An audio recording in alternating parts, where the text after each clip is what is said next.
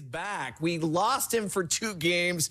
You are back, bow tie and all, my friend. How you feeling? Great. I feel great, Fretchie. To be with you, to be back here somehow, some way, it's a marvel. The energy. Feel the energy coming through your TV screens. You got to love it. And, well, Bobby V had a very special engagement on the other side of the country. It was Old Timers Day for the New York Mets. And before I talk to you about it, let's see how Bobby V was introduced yesterday afternoon. We always love to see him, Bobby Valentine.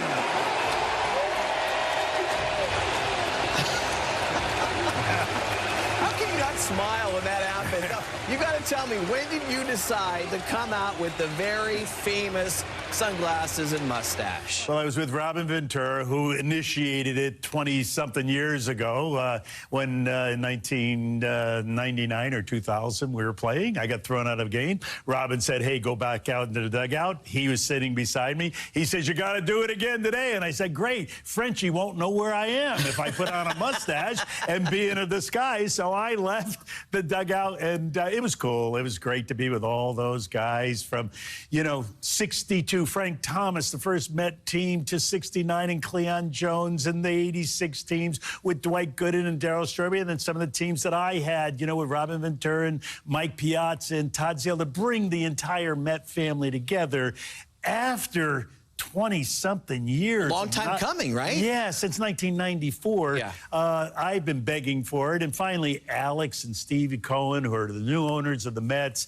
decided to throw a little money at the old-time players and bring it back. And at 3:30 in the afternoon, for a 7 o'clock game, there were 42,000 people in the stands. It was really cool. Biggest ovation? You? We'll figure out. We'll get the size meter going and figure that one out. There wasn't any competition between you and Darryl Strawberry, was and there? how about Keith Hernandez or Cleon Jones? As I Darryl Strawberry, wow, he's big. Well, since you've been gone, Bobby V, things have turned around for these Halos. Back-to-back shutouts. As we showed you in the tease there, Shohei Ohtani, what a performance he had yesterday afternoon. As a result, the Angels have 16 shutouts now this season, tied for the most in the big leagues. They've shut out Toronto, back-to-back shutouts. The first time they've been shut out twice in a row this season. They're tied with the Mets for 16. Who are these Angels, Bobby V? Well, you really have to wonder if the pitching has been this good for this long in this season. What if the offense just matched up? What if Rendon was healthy? What if Trout was healthy the whole year? What if some of the guys who are coming back from good years last year had good years this year? Yeah, what if? But there's a lot to build on. No doubt about that. And, when you talk about Ohtani, how about next year when you look at the future, when we have a balanced schedule, he's going to face all these National League teams one time and one time only, huh? That's the only time they're going to see that mysterious slider and that 100-mile-an-hour fastball. He'll be a 25-game winner next year. The balanced schedule coming your way in 2023. We cannot wait, and we cannot wait for this Angels team to put everything together because a lot of pieces are there, including the ace of the pitching staff who was front and center yesterday afternoon. Shohei Ohtani coming off that stomach virus in only 4 innings last week. He was a man on a mission. Bobby V taking on Alek Manoah. Both heavyweights going 7 innings. Both pitchers throwing triple digits in pitches thrown. It was truly a remarkable afternoon. But as always, Shohei Ohtani ended up on top.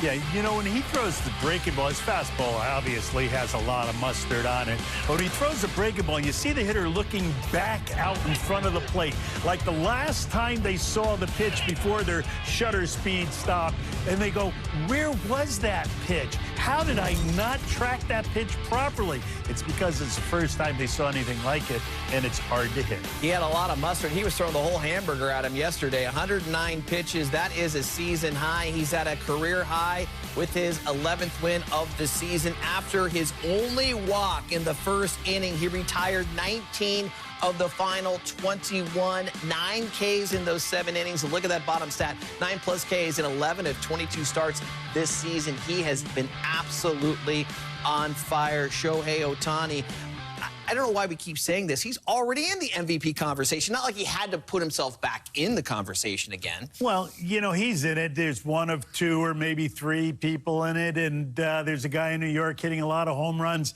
often hitting home runs against the second line of pitching. Shohei is always pitching against the first-line hitters and always hitting against the first-line pitchers because we're either tied or behind in games often, and so those front-line pitchers are in the game. It's been really tough for him to do what he's done. I don't know if it's been tougher, but it's been really tough. Hats off to Shohei.